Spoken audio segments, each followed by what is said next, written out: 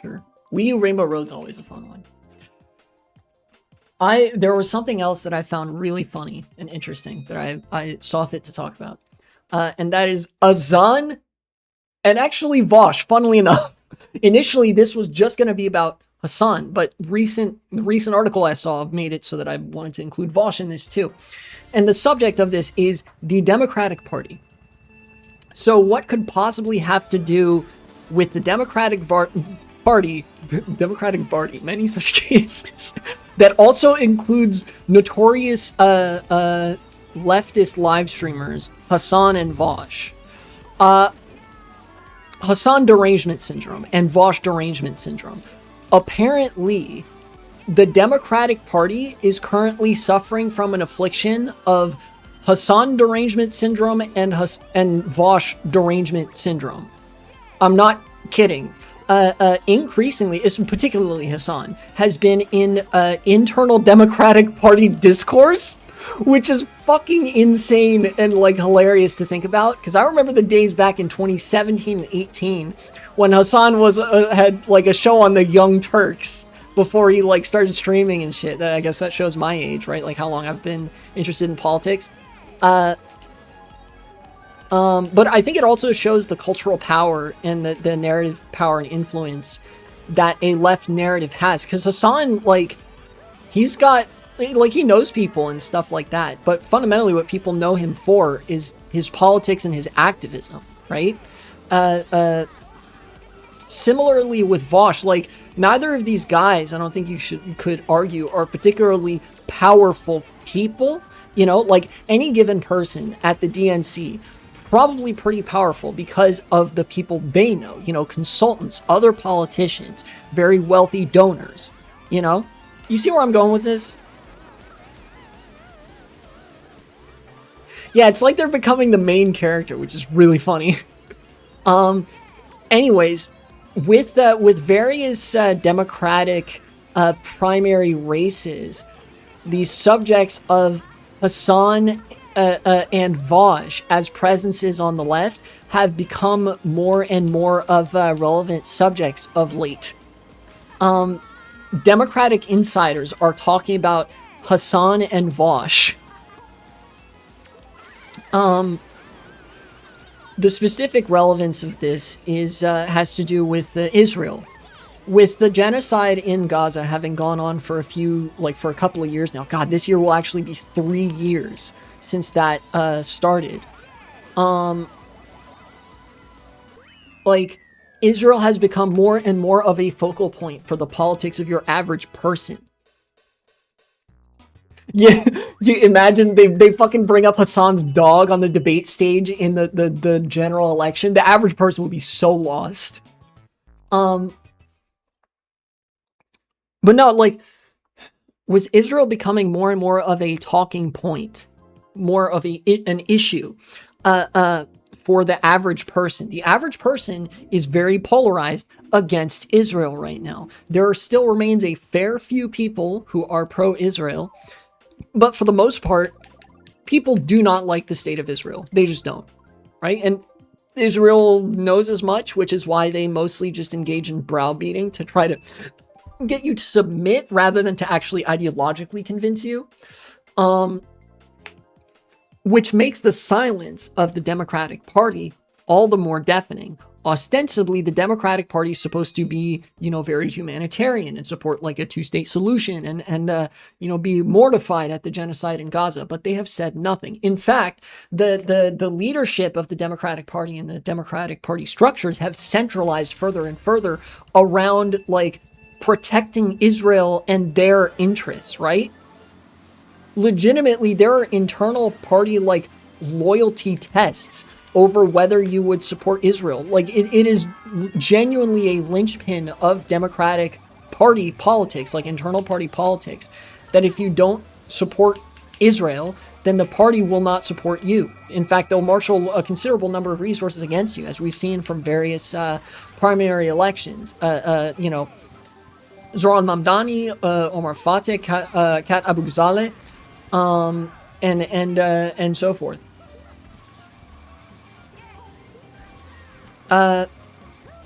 So with this gap in rhetoric widening, the right has been able to fill this gap. The right has been able to boost and utilize anti-Israel voices within their tent. Tucker Carlson, Candace Owens, Nick Fuentes. I got a low trick I didn't want there. Yeah, they are acting a little bit like mafia. But the Democratic Party has been much more active in actually stifling such sentiment. The Democrats have been much more active in trying to prevent people, trying to mow the grass, as it were, prevent popular figures from coming around who are oppositional to the state of Israel,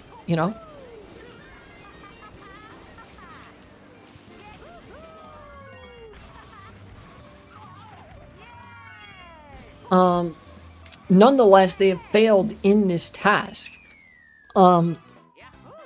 Because they've tried to completely excise these people from their movement, now there's actually no liberal representation of anti-Zionism in the very visible public view, except for Mehdi Hasan, again, outside of the structure. So you're going to get the anti-Zionism that you get from the left, right? The anti-Israel sentiment that you're going to get from the left, first of all, is obviously not going to be anti-Semitic, but then also is going to come outside of the control of the Democratic Party. It's going to come from places like Twitch. It's going to come from Hasan. It's going to come from Vosh, right? Two very big leftist content creators. And the Democrats are shitting a brick over this because they have the anti-Israel narrative is now running away from them. They can't control it anymore. It's like they're trying to make a Nazi pipeline. They are. No, inarguably, they are.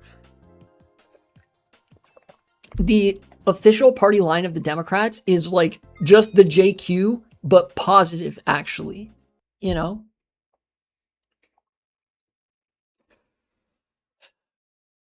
I think it actually speaks well. It bodes well for the project of a hostile takeover of the Democrats from the left in a anti-Zionist direction. If this is what the Democrats commit to, this will be the thing that kills them as a party, right? Their party cannot survive being pro-Israel, not anymore. So people leave the sort of conventional party structure, if that makes sense. And as a result, now the Democrats have tried to be how do we essentially construct an answer to Hasan and Vosh, but excluding all the things that they could actually do to address the fundamental problem, right? Essentially, we want a leftist Joe Rogan, a very popular leftist content creator who's kind of like a bro and can appeal to regular people, but we don't want them to have any beliefs that are inconvenient for us,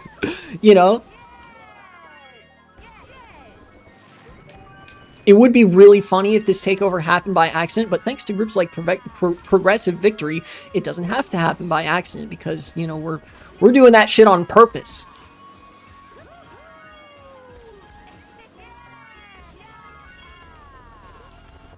I missed the box. Oh. Argument against Vosh? That's easy. Pedophilia is bad. Well, you see, the Democrats wouldn't like that argument because they're pro-Israel. And Israel is a very pedophilic state.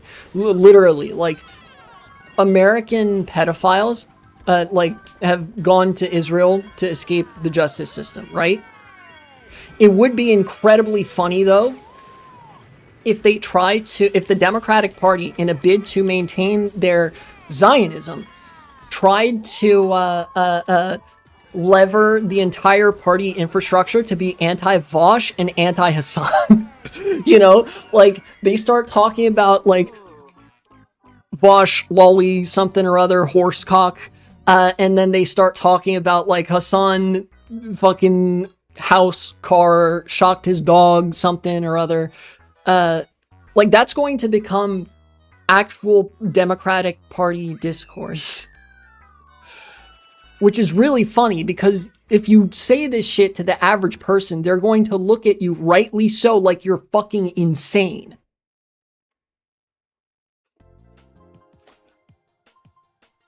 You know, the people, like, put it this way. The people that the Democrats would be trying to appeal to with this rhetoric would already be more predisposed to dislike the Democratic Party, right? It's not going to work, especially because of the ideology they're trying to maintain in so doing. They're trying to maintain a Zionist ideology, you know, an ideology which the main purpose is to support the state of Israel as an ethnostate committing a genocide in Gaza and the West Bank. You know? It's really funny, I think, because reliably, like, you can tell a political org is kind of in its death throes or losing relevance when they start making it a point to repeatedly attack Hasan. Much like the ADL did, and, you know, like the Democratic Party is kind of doing now. Judge me by my enemies type shit.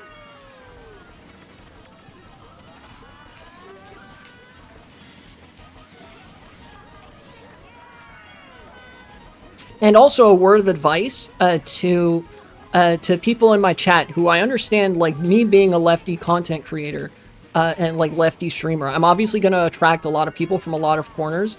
You're going to have to overlook your dislike of Hasan and or Vosh for this analysis, right?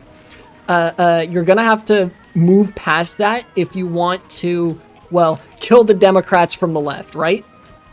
Just in the sense that, like, no, they're going to say all of this shit, and your job is to be like, yeah, sure, whatever.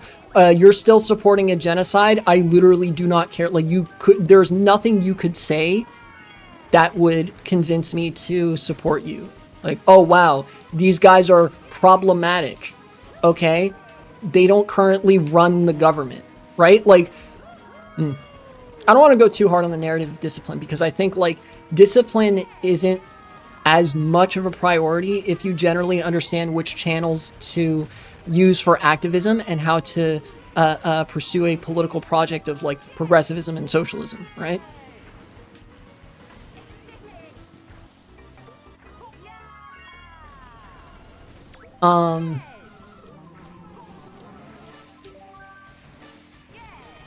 Yeah. I have quite the lead. I don't know why I have this much of a lead here.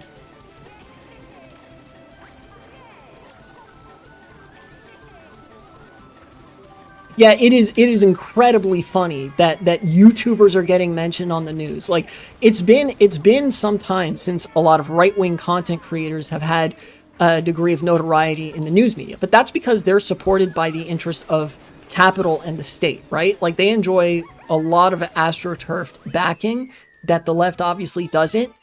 But now the narrative of the left has become so appealing to your average person that now even lefty content creators are breaking through not just a lack of institutional support, but a preponderance of institutional barriers, breaking into the sort of mainstream political and cultural zeitgeist in spite of the efforts of the Democratic Party, the largest political organization in the country.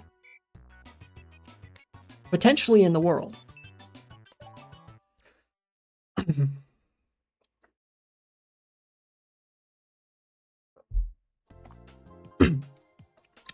What I'm saying essentially is you should take to Twitter and you should find these centrist media outlets and Democratic officials, and you should endlessly make fun of them for being obsessed with Hasan. And to a lesser degree, Vosh. I think Vosh was only mentioned like 1 or 2 articles. But it was like, I think they've mentioned like Vosh and Progressive Victory. Vosh is obviously not as large as Hasan, so they're not going to talk about him as much. His head is bigger, though. Hasan has a very small head. It is known. Either way, you're going to see the Democrats make themselves more into lol cows, particularly the centrist Dems. The progressive Dems are either going to be like indifferent to, you know, Hasan or Vosh, or like, so there are some Dems that have like talked to either of them. Like Zoran Mamdani did some canvassing with Hasan, and Vosh did activism with Progressive Victory in Seattle for Katie Wilson. I think they actually talked to each other on a panel and that sort of thing. Progressive politicians are going to be more willing to engage with like the left and where the nexuses of popular power are on the left than the centrist Dems are. In fact, the centrist Dems are going to try to attack that, and it's going to be really funny when you're going to see primary debates where candidates are going to start asking about Hasan more and more. And because this is like induced by a pro-Israel fervor, it's going to fucking backfire on them massively, because the average person at home isn't going to know shit about Hasan or like care. We saw this in the New York City mayoral race when fucking Andrew Cuomo, it seemed like, amidst his typical talking points having to do with Israel, would like bring up Hasan and he'd be like, Hasan said America deserved 9/11. And the reaction, as you could likely tell by people at home, judging by the election results, was, dog, who the fuck cares?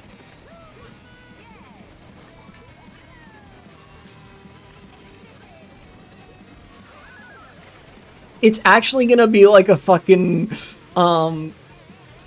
It's Always Sunny bit. At least I think.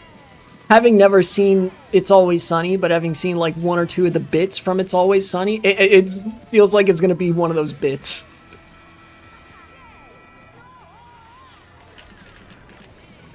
It's the same thing, same name as my dad. Your dad. Your dad's named Hasan and he's a Republican? What the American voter, ladies and gentlemen.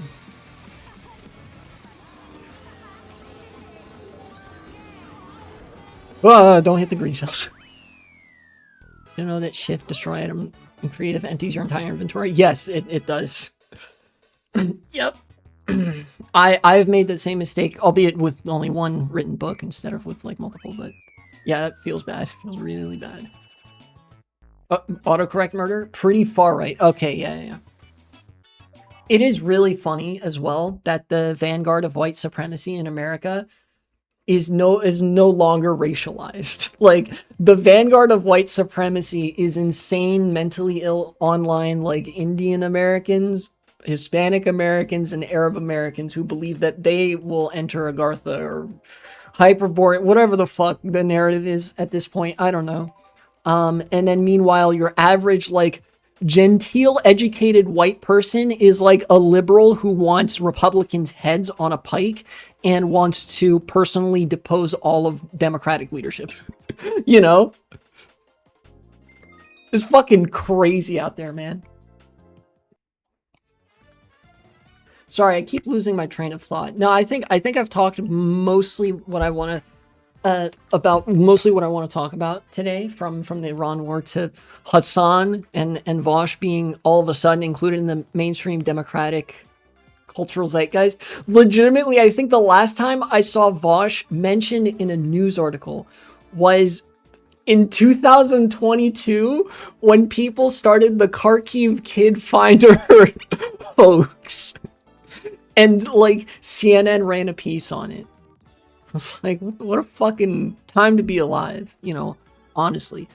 But now now it seems they've been mentioned in a much more serious context, in a context where the Democratic Party is like, haha, guys, I'm not joking, the Democrats argued we don't want to associate with Hasan and Vosh because we're a big tent political party.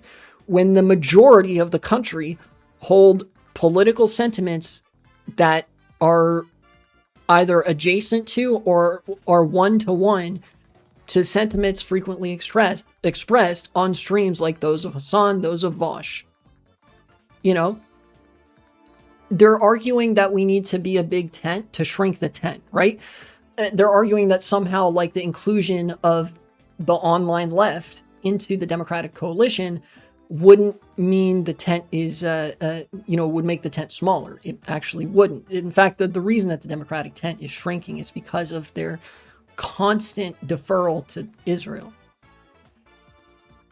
Anyways, I'm going to raid somebody now.